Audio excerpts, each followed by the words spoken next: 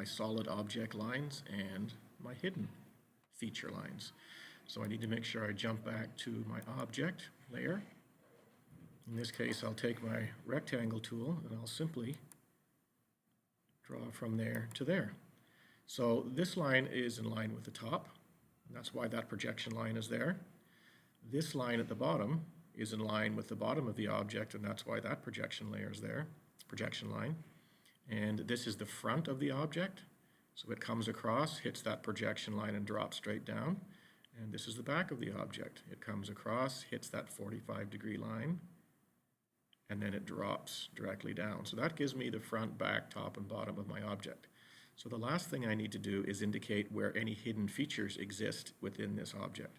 And you'll see on your front view that you have a cut out of the top and a cut out of the bottom. When you look at that object from the right side, you can't see those cuts running through, but you know exactly where they are because of this projection line and this projection line.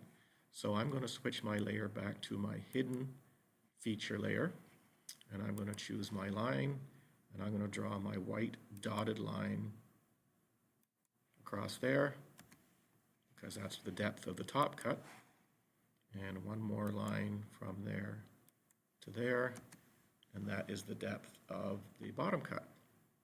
So there we have our finished drawing. Front view using the polyline tool. We have projection lines running information from one view to another.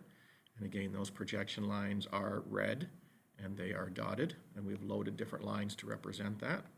I have my top view. I have, oh, I'm still missing a couple of lines in my top view. I put my hidden line right here representing this feature that's hidden, but I also need to do a couple of object lines. So I'll do those right now before I finish. I can see this cut from the top view, so I need to make sure that these lines right here are solid lines. Good thing I noticed that before I signed off.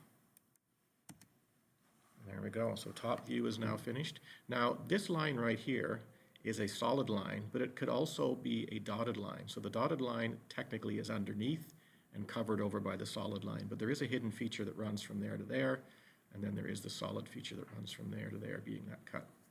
I've got my projection lines running over. I've got my 45-degree line. I drop my projection lines running down, and then with all my projection lines, I can draw in my solid feature and my hidden feature. So there you have it. Finished orthographic projection of block number 2 using different layers and using your snap to grid.